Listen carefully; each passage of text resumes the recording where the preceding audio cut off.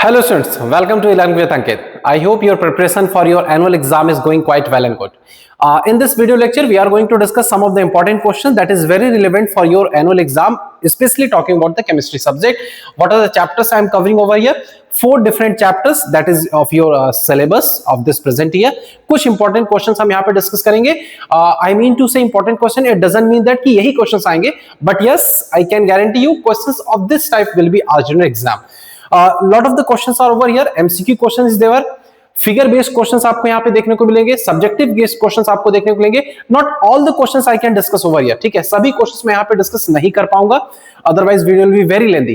कोशिश करूंगा कि जो इंपॉर्टेंट क्वेश्चंस मुझे लग रहे हैं as a teacher point of view वो मैं यहाँ पे डिस्कस करूंगा. And rest of the question I will scroll it over here, take a screenshot of that and practice this question. And even if possible मैं इसका description में PDF link provide कर दूंगा इफ पॉसिबल, तो वहां से भी आप प्रिंट आउट लेकर के आप प्रैक्टिस कर सकते हो. ओके, चलो without any further delay let's start the very first question.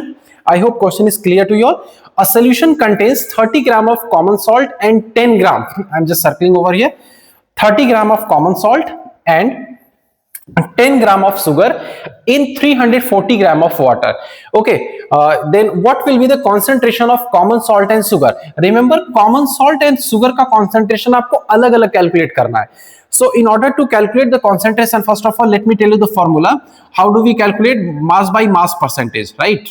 Mass by mass percentage is equals to how you write mass of solute upon total mass of solution into 100 करते हो. Not here I am going to write the complete formula, otherwise video फिर lengthy होगा और फिर दिक्कत आपको होगी. तो देखो यहाँ पे जो टोटल सोल्यूशन का मास देखो कितना है हमारे पास 340. अब उसमें 30 ग्राम ऑफ कॉमन सॉल्ट आप ऐड करते हो तो टोटल मास ऑफ सोल्यूशन देखो आपके पास कितना होगा 370.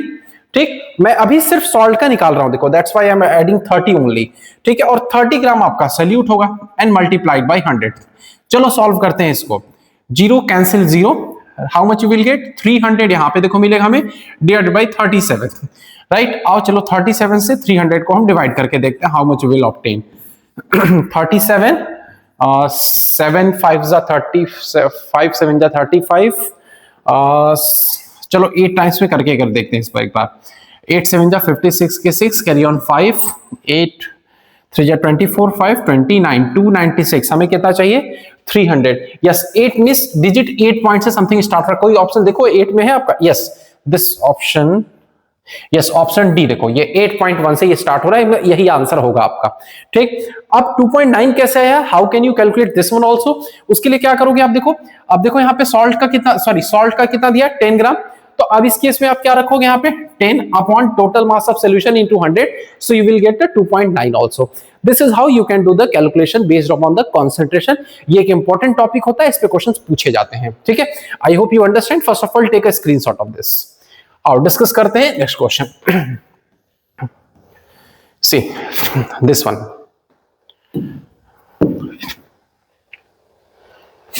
सी the table lists the properties of 4 substances: substance 1, substance 2, substance 3 and substance 4. right, is it shiny? अब देखो, अब इसमें हमें पूछ क्या रहा है, the which substance is most likely to be metalloid. So first of all we know that what is a metalloid. एक ऐसा एलिमेंट हम लोग का which shows the characteristics of both metals and non-metals. metals and non-metal. ठीक है, दोनों के ही characteristic जो हमारा शो करता है उसी को हम लोग बोलते हैं metalloids. Is this clear to us? तो अब यहाँ पे देखो अगर मेटल की कैरेक्टरिस्टिक शो कर रहा है so it must be shiny, और साथ साथ वो इलेक्ट्रिसिटी भी कंडक्ट करना चाहिए. बट हाँ, not up too much extent that metal conducts electricity. उतना नहीं कंडक्ट करेगा जितना मेटल कंडक्ट करता है, बट कंडक्ट तो करना चाहिए. So in this column you have to find out where it's written conducting, good, poor. आप देख लो यहाँ पे वेरी पुअर नहीं हो सकता, पुअर ये नहीं हो सकता, अब वेरी गुड भी नहीं होगा, बिकॉज अब ये कॉलम क्या देखो इलेक्ट्रिसिटी कंडक्शन का, क्योंकि प्योर मेटल नहीं है, वो मेटलॉइड है हम लोग का. तो वेरी गुड भी नहीं होगा, बच गया हमारा medium. This therefore a substance 3. देखो अब yes, option number C will be right कि सब्सटेंस 3 ही आपका इसमें से क्या होगा, substance 3 will be your metalloid. I hope this question is clear. ऐसे क्वेश्चन थोड़ा घुमा के पूछे जाते हैं. ठीक है, आओ देखते हैं अगला question. This one, the phenomena by which particles of a gas escape from the surface of a liquid into the air is called. very easy question. ठीक है, अब suppose we have taken a beaker. ठीक है, हमने beaker लिया यहाँ पे, liquid particles हम लोग के पास यहाँ पे है, कुछ हमने लिक्विड लिया, देखो गिवन ना, by which particles of A gas escape from the surface of a liquid. ठीक है, ये लिक्विड का सरफेस, अब यहाँ से क्या हो रहा है, गैस के पार्टिकल्स हमारे इवोपरेट कर रहे हैं। क्या क्वेश्चन में ऐसा दिया कि एक्सटर्नली हम हीट कर रहे हैं, या एक्सटर्नल एजेंसी या एक्सटर्नल कुछ हम लोग सब हीट सप्लाई यहाँ पे कर रहे हैं? It's not like that. It does mean boiling तो होगा नहीं, वेपराइजेशन होगा नहीं, what only left behind is that evaporation. अब आप चेक करो क्या इवोपरेशन दिया है ऑप्शन में, do check it whether it's given evaporation. Yes, evaporation will be the right option. I hope this one is also clear. आओ देखते हैं next question. The ratio of atomic mass of sulfur and oxygen in SO2 will be, first of all SO2, what is this? It is your sulfur dioxide. अब कह रहा है कि इसमें ratio क्या होगा, ये हमें देखना है। आओ देखते हैं कैसे निकालेंगे इसका रेशियो हम लोग। तो देखो sulphur we know that it's atomic number is 16। अब since it is a even, जो भी एटॉमिक नंबर इवन आ रहा है उनका डबल करोगे तो आपको मास मिल जाएगा। This is not a rule, just only a method that we have adopted to understand to learn the atomic masses. तो इसको आप ऐसा कोई रूल मत समझ के रखना, ठीक। तो अब देखो यहाँ पे 16 पे आता है बेटा ये, तो इस atomic mass will be 32, right. And then after oxygen, remember 2 atoms of oxygen is here. एक एटम ऑक्सीजन का मास 16 होता है, सिंस 2 एटम्स इन्वॉल्व हियर, तो 16 मल्टीप्लाइड बाय 2 विल बी 32। आप रेशियो सिंप्लीफाई करो, 1:1 will be obtain, so it does mean option number C will be your right option, right. अब देखो इसी टाइप के क्वेश्चंस पूछे जाते हैं, बट हो सकता है इन एग्जाम SO2 की जगह CH4 आपको दे दे, NH3 दे दिया जाए। So keep in mind always while solving such type of question, what you have to consider, what have to keep noticing, आपको पर्टिकुलरली कहां ध्यान देना है, एटॉमिक मास लिखते समय। चलो नेक्स्ट देखते हैं, which of the following is a group of elements having equal number of electron, protons and neutrons. आइए सॉल्व करते हैं इसको। Equal number of electron, proton और न्यूट्रॉन है किसमें, लेट अस सी। तीनों को अलग अलग से सॉल्व करते हैं हम लोग। चलो देखो, just a minute, yes, sodium and aluminum. So I'm writing here nitrogen and then after aluminum. What we have to find out कि किसमें number of electron, proton और neutron equal होगा। आओ चेक करते हैं। Nitrogen is given, we know that atomic number 7. So अगर atomic number 7 है तो it does mean number of electron, number of proton। याद रखना ये कॉलम इलेक्ट्रॉन का है, प्रोटॉन, और ये थर्ड कॉलम मैं लिख रहा हूं न्यूट्रॉन का, ठीक है। देखो एटॉमिक नंबर 7, इसका मास 14 होता है। Now you will can cross question में कि सर अभी आपने कहा कि if atomic number is odd तो एटॉमिक मास डबल करके +1 करेंगे। देखो इसलिए मैंने कहा था कि वो कोई रूल नहीं है, just only a method that we have adopted कि हमें आसानी से लर्न हो सके। तो इसी वजह से कुछ जगह पे लिमिटेशंस है, तो आप याद रखना नाइट्रोजन के केस में 15 मत लिखना atomic mass will be always 14। अब देखो न्यूट्रॉन निकालने के लिए देखो फॉर्मूला है पहले आपके पास, हम लोग ने पढ़ा है formula, atomic mass is equals to number of proton plus neutron. So therefore neutron will be how much, n is equals to कितना हो जाएगा, देखो आपका a माइनस p। तो एटॉमिक मास देखो 14 है, 14 माइनस 7, ठीक है। देखो यहाँ पे एटॉमिक मास देखो 14 है और प्रोटॉन आपका भी 17 है, तो 14 माइनस 7, सॉरी 17 कह दिया मैंने, 14 माइनस 7 हो जाएगा। देखो तीनों इक्वल आ गए हमारे, but rest of the also we need to check. Sodium देखो 11 पे आता है, सो इलेक्ट्रॉन 11 हो गया, प्रोटॉन 11 हो गया, और जो सोडियम का मास होता है दैट इज 23। तो 11 माइनस 23 माइनस 11 करोगे तो आपको 12 मिल जाएगा यहाँ पे। ये देखो इक्वल नहीं हुआ हमारा, तो ये हम लोग का नहीं हो सकता है, right. We need not to check for the aluminium also, हमें एल्युमिनियम का भी नहीं चेक करना है। आओ चेक करते हैं ऑप्शन नंबर बी में, ऑक्सीजन, सोडियम एंड मैग्नीशियम। तो एक बार ऑक्सीजन लिख लेता हूं यहाँ पे, then after sodium and then after reacts magnesium. आइए इसमें चेक करके देखते हैं how it will be. Oxygen we know that atomic number 8, mass 16, sodium का भी देखा था 11, 23 और मैग्नीशियम 12, 24, ठीक है।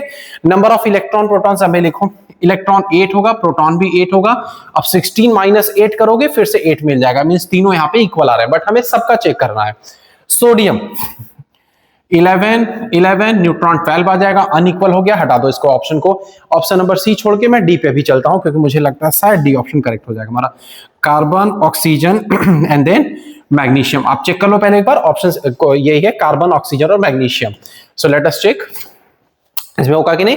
Carbon atomic number 6, mass number 12, oxygen 8, 16, magnesium 12, 24। आइए चेक करते हैं। कार्बन 6, 6 हो गया यहाँ पे। अब 12 माइनस 6 करोगे 6 मिला आपको, ठीक है। ऑक्सीजन देखिए आपका 8 एटॉमिक नंबर है, तो प्रोटॉन भी उतना ही होगा और इलेक्ट्रॉन भी उतना ही होगा। अब 16 माइनस 8 करो अकॉर्डिंग टू दिस रूल, तो 16 माइनस 8 मिलेगा। देखो दोनों अभी तक सही हो रहा है हम लोग का। मैग्नीशियम देखो बेटा 12 इलेक्ट्रॉन होंगे 12 प्रोटॉन होंगे, और 24 माइनस 12 करोगे 12।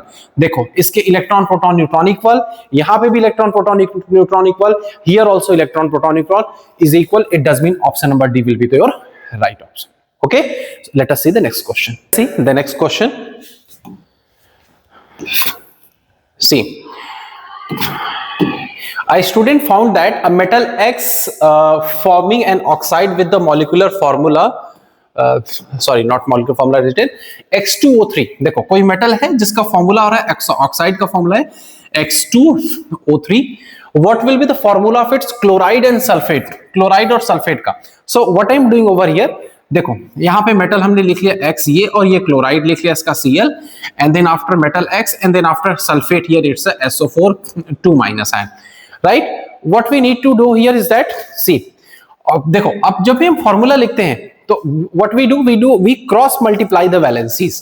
it does mean जो X के नीचे यहां नंबर 2 लिखा है देखो कुछ इस तरीके से रहा होगा +3 और -2, आप क्रॉस मल्टीप्लाई करोगे then only you will get this formula X2O3। What does it mean कि जो मेटल X है उसकी वैलेंसी आपकी कितनी आ रही है, +3 आ रही है। So here I am writing +3, और क्लोराइड का हम सबको पता है वैलेंसी -1 होता है, right. Similarly again here it's a +3 and for sulfate it's a -2, the equivalent to the charge given on the sulfate ion। Cross multiply करो, what is the formula you will have, here will formula will have XCl3 and यहां क्या मिलेगा आपको, देखो X2SO4 whole thrice. अब आप check करो किसमें दिया XCl3, XCl3 ये दोनों तो ऑप्शन पहले डिलीट हो गया। Here it's reason XCl3 X2SO4, the option number D will be the right option. इस तरीके से देखो क्वेश्चन घुमा के पूछे जा सकते हैं। Now I am just telling all this thing कि अब देखो हो क्या सकता है ऐसे सभी क्वेश्चंस में, जरूरी नहीं है कि इस टाइप के क्वेश्चन आए, बट हाँ फॉर्मूला राइटिंग के इसी पे बेस्ड क्वेश्चन आ सकते हैं। So you can not say that कि सर यही वाला क्वेश्चन नहीं आया। So always keep this in your mind. Then after discuss करते हैं next question. The next question, which of the following set of ion comprises of ions which possesses same valency, जिनकी valency same होगी। आओ check करते हैं। देखो plumbic is written, it does mean it's a Pb4+। अब देखो जितना इस पे चार्ज है सेम रिप्रेजेंट इट्स वैलेंसी, याद रखना, तो +4। स्टेनिक ये होता है आपका Sn4+, देखो वैलेंसी सेम आया, पहला ही ऑप्शन हम लोग का करेक्ट होगा। But although I am telling you still I am telling you the valencies of other ions also, क्योंकि हो सकता है उससे बेस्ड आपको कोई क्वेश्चन पूछा जा सके। Ferrous Fe2+, aluminium Al3+, sodium Na+ and calcium Ca2+ होता है आपका। क्यूप्रिक का मतलब Cu2+ है और अमोनियम का मतलब NH4+। क्यूप्रिक मींस देखो बेटा Cu2+ and ammonium is your NH4+। देखो +2 और यहाँ पे +1 वैलेंसी सेम नहीं है। So this is how you can solve such type of questions also. Coming to the next question, see in which conversion do water molecules lose speed. देखो बहुत ही अच्छा question है, इस टाइप का क्वेश्चन घुमा के पूछा गया आपका। वाटर मॉलिक्यूल्स का स्पीड किस में लूज होगा। अब सपोज करो आप कि अगर हमने वाटर मॉलिक्यूल लिया, अब दैट्स ए लिक्विड स्टेट, अगर अब वो सॉलिड में कन्वर्ट हो रहा है then only the speed will be lose. तो आप देखो किसमें लिक्विड से सॉलिड में कन्वर्जन हो रहा है, आप ये चेक करो, you will get the answer. Ice से वाटर, सॉलिड से लिक्विड नहीं हो रहा है, उल्टा सॉलिड से लिक्विड में हो रहा है, तो स्पीड बढ़ जाएगा आपको चेक करना है। सॉरी मैंने शायद गलत बोल दिया आपसे, मॉलिक्यूल लूज स्पीड, तो means water liquid to solid में कन्वर्ट होना चाहिए। देखो स्टीम आइस में कन्वर्ट हो रहा है, मेरे ख्याल से यही ऑप्शन सही होगा, बाकी भी हम चेक करेंगे अभी। आइस से स्टीम में कन्वर्ट हो रहा है, ऑब्वियसली यहाँ पे स्पीड बढ़ेगी काफी ज्यादा, क्योंकि स्टीम के काइनेटिक एनर्जी ज्यादा होगा मॉलिक्यूल के पास, और वाटर स्टीम में बढ़ रहा है, इसका मतलब अगेन हम हीट कर रहे हैं तो स्पीड तो बढ़ेगी। Yes, option number C will be the right option. ठीक, और नेक्स्ट ऑफ द क्वेश्चंस देख लेते हैं हम लोग, बट यस बाकी क्वेश्चंस में यहाँ पे डिस्कस नहीं करूंगा, मैं आपको सिर्फ क्वेश्चंस दिखा देता हूं। In case you find difficulty in any of such questions you can ask me directly on the comment section. सभी क्वेश्चंस के मैं रिप्लाई आपको answer properly within time कर दूंगा। देख लो यहाँ पे सारी क्वेश्चंस देख लो, I am just scrolling all these questions. अब इसको देख लो क्वेश्चंस कैसे कर पाओगे आप, just take a screenshot of this so that you can practice later on.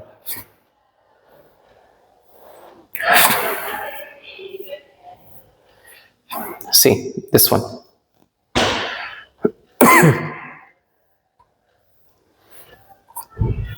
Take a screenshot of this one also.